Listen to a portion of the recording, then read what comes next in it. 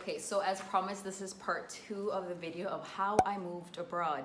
And I'm sure you all have been wondering the type of advice that I would like to share with you on my experiences, all the trials and tribulations that I have gone through. So what did I go through last time? What was it that made me stronger, that made me a little bit more experienced in the world, that made me expect the unexpected? A lot of things are still unexpected. There's still a lot of things that I'm pretty sure that I'm still going to go through, even after growing so much through so much struggle, which a lot of Bruneians have not gone through.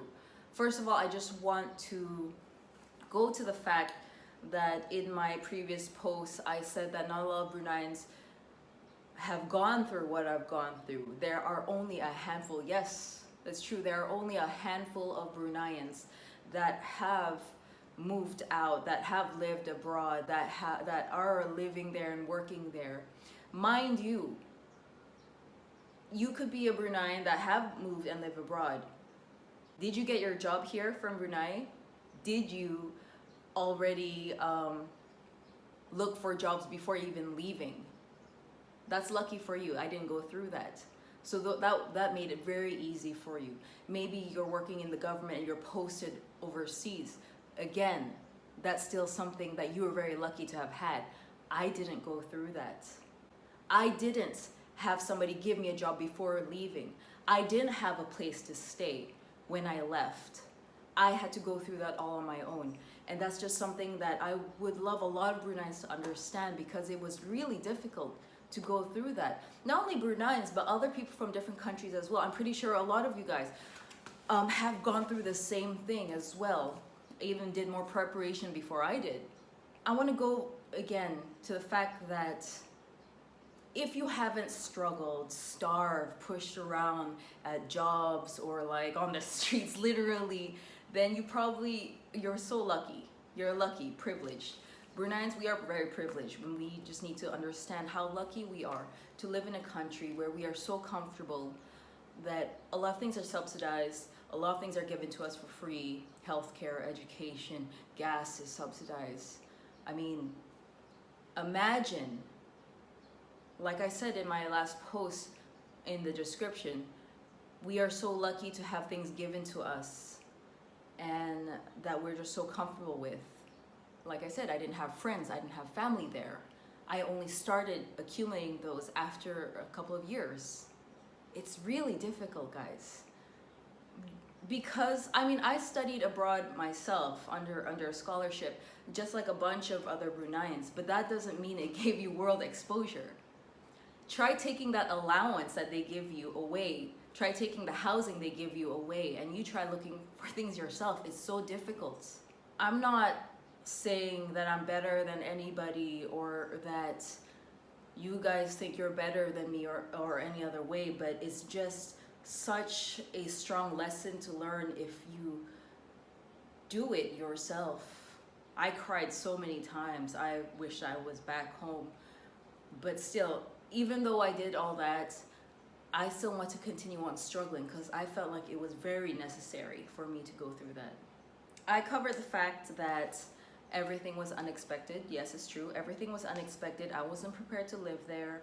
The only research I did was online, Google, what to expect in Lima, Peru, what are the people there like. Don't be afraid to also research the dangerous things. Don't be afraid to find out what may happen. Now, something that us Bruneians are not used to, because we don't get it, are earthquakes. There were earthquakes every day there, little tremors. Imagine the ground shaking just for a little bit, like less than a minute. It's pretty scary. Back to the points. What is it that you need to prepare for based from what I experienced? What I would love to let you guys know what you need to prepare for, so maybe you don't have to go through the struggle. Just so when you take that first step to move abroad, you are actually a little bit more prepared than I have, so you don't have to experience the inconveniences. First of all, number one is what you got to understand is that it's going to be scary. Like me, I went alone. All on my own, all by my lonesome. I went alone. gotta understand that it's going to be a scary thing, but that first step as well, understanding that it's very scary, is part of the growth, because you need to embrace that fear. Embrace that fear of the unknown and listen to your gut. Your gut will tell you not to go. Your gut will tell you go. I was caught in between. Go, don't go, but do it because a lot of things are happening or not happening. So listen to yourself. And there are going to be people who will tell you no. I had a bunch of people telling me, don't go. Why do you need to go? You can just go on a spiritual journey instead here. And again, you have to embrace that fear. Listen, of course, very humbly, respectfully, and listen to your gut. What's your gut telling you? To go? Then don't mind what others are saying. Cat's being all hyper right now. Number 2 is having that confidence in yourself. Having that confidence that you can make it on your own, that you understand that it's going to be scary, it's going to be difficult, but you need to have a strong character, strong confidence in yourself, because you are going to be the only one who's helping yourself. You're going to be the only one who you can depend on.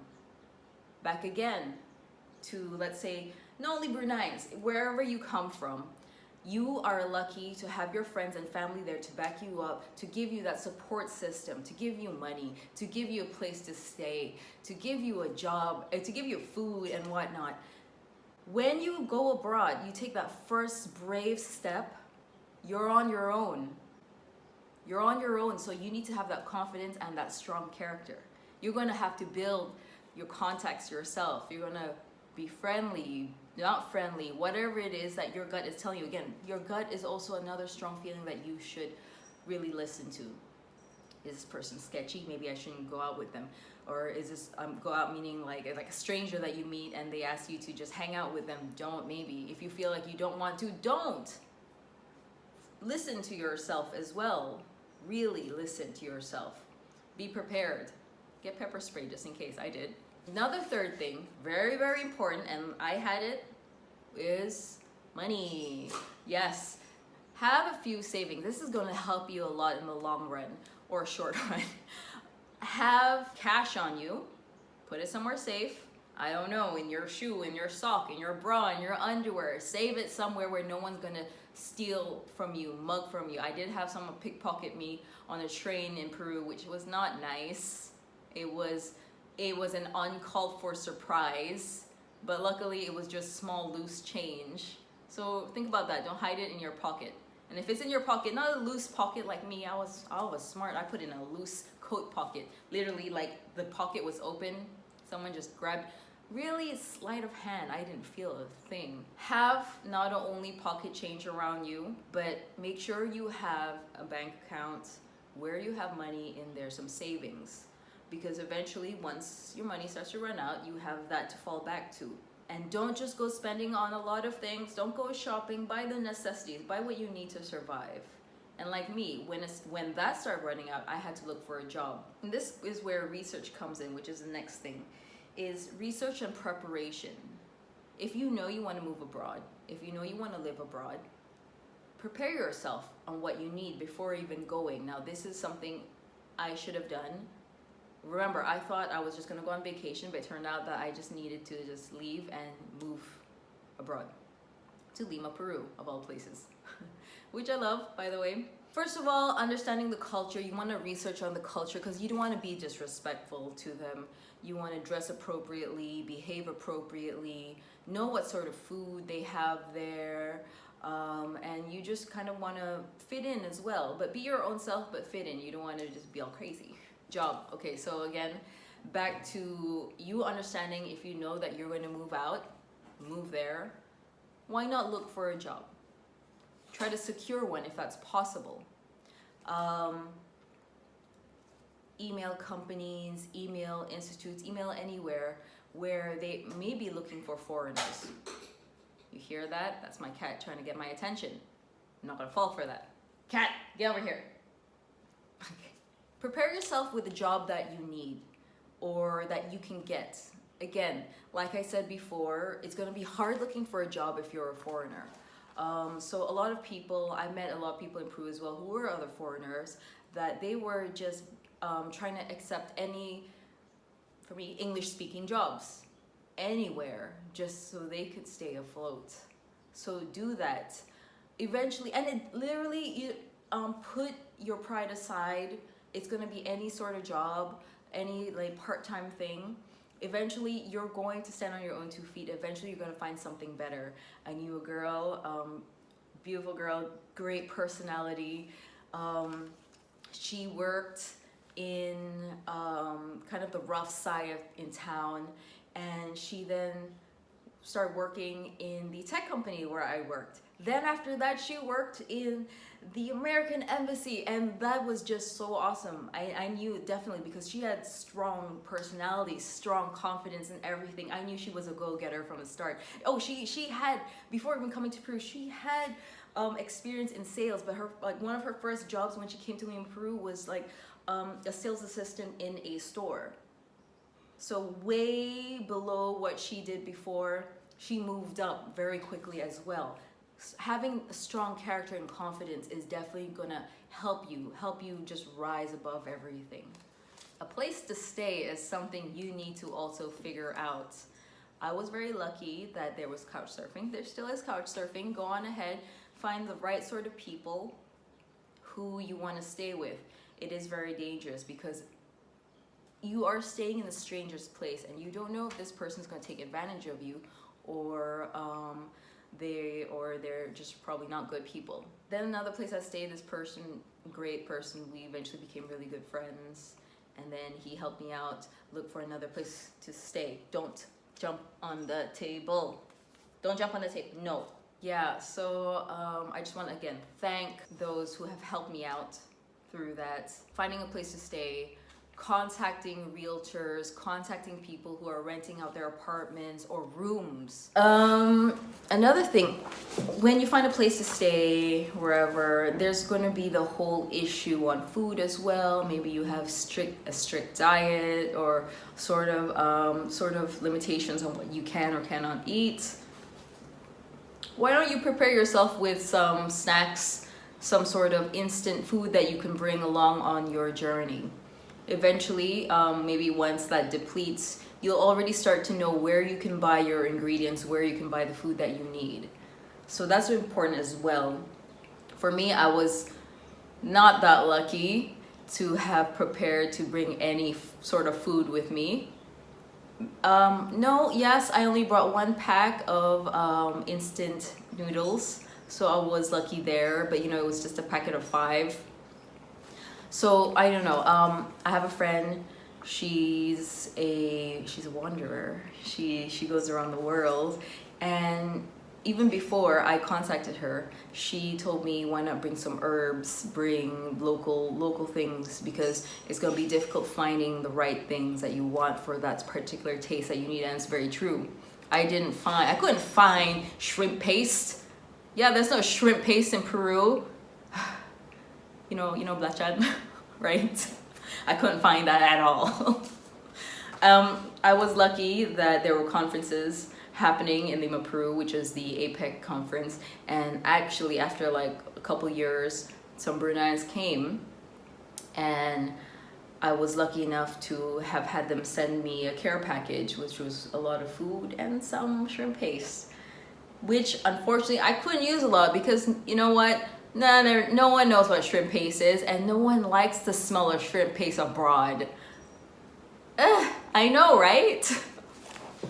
So I had to just use that sparingly, make little things out of it, but I couldn't make the whole place smell, which was a bummer for me because I love the smell. It took a while to also get used to Peruvian food because the taste is completely different to what I'm used to, and surprisingly enough, it's pretty good. Did you know that Peru's #1? It keeps winning those gastronomy awards. So definitely try it. I mean, the ceviche, they're great for their seafood. Oh, at least there's seafood there, right? You all know here in Brunei, we like our seafood. Okay, so what are the most important things that I would like you to prepare for? Just kind of going back to what I said. It's understanding that it's going to be a big step. Talk to people, explain to them what you're going to do. That's what I did. I sat down with my family, my parents actually, and I told them that I'm just going to go for a bit. This is what I need to do. You have to reassure them because it's going to be a big step. They're going to miss you. They're going to be worried for you. And for 5 years, my parents were worried sick to death of me, for me. They didn't know what's happening there. For sure, they've never been there before. Not my 5 years, they never visited. I'm kind of a little sore about that, but they had their own things to do, right? Confidence in yourself, because you're going to depend on yourself and only you. It's true, there's nobody else you can trust but yourself and your family. And if you're going to be gone, you won't have your family there, so you only have you to depend on. Unless you start making really close friends, loved ones, that's what happened to me, you will build a support system who you can trust, and eventually they can help you out, but that will take time. Unless you're one of those popular people who can make friends instantly, but again, you don't know if they're going to be great people or not. It took me time because I'm that sort of person where it takes time for us to become friends. I don't really make friends that instantly.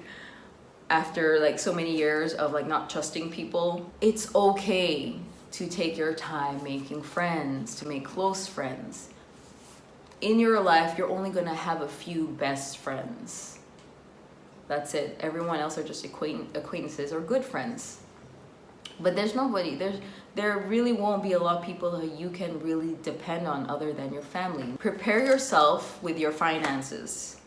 Be sure that your accounts, bank account, cards can be used abroad. You're going to be lucky to find some international ATMs that will accept your card. Make sure everything's okay with that. Remember to tell your bank that you're going to be abroad as well, so they don't cut it, so they don't stop it. Have a credit card if you could as well. I left not in quite a hurry. I left and I didn't get enough time to make a credit card. That would have helped, but I was actually okay with how much I had. Research and preparation is the last thing. Culture, a job, a place to stay, the food as well, which is part of like culture. But those are the things that you should definitely research on before going, if you don't want to go through the struggles that I went through, just to prepare yourself, just so you know that once you get to wherever you're going, you're safe. You know you have a place to stay, you know you have a job, you know you're gonna make income. Sorry, she just jumped on the table. Okay, get off. Again, I'm gonna record a podcast on my upbringing, what sort of person I am, because I feel like that's very personal, and I would like to I want to have a platform where I could just speak normally, just speak out. So be sure to find out. Well, actually, once I find a better platform for my podcast, I'll let you guys know. But right now, it's somewhere out there, the first podcast introducing me. Let me know what you think in the comments. Let me know if you agree or disagree. Maybe if I missed out on something, maybe if you're offended by something. I'm here to try to just share my experiences, my own knowledge, my truth, what I've been through, and how it can help and assist you for your next step. Now, moving abroad on your own is a big step. There's a lot of thinking, a lot of conversation, contemplation, tears are gonna just form physically, emotionally. So be prepared for that. Accept that. Accept the fear. My fear was an exciting fear. I knew it was going to be scary, but I knew something great was going to happen. And it did. And I just can't wait for the next adventure once everything's okay. But right now, let's work on today. Ciao, ciao, guys.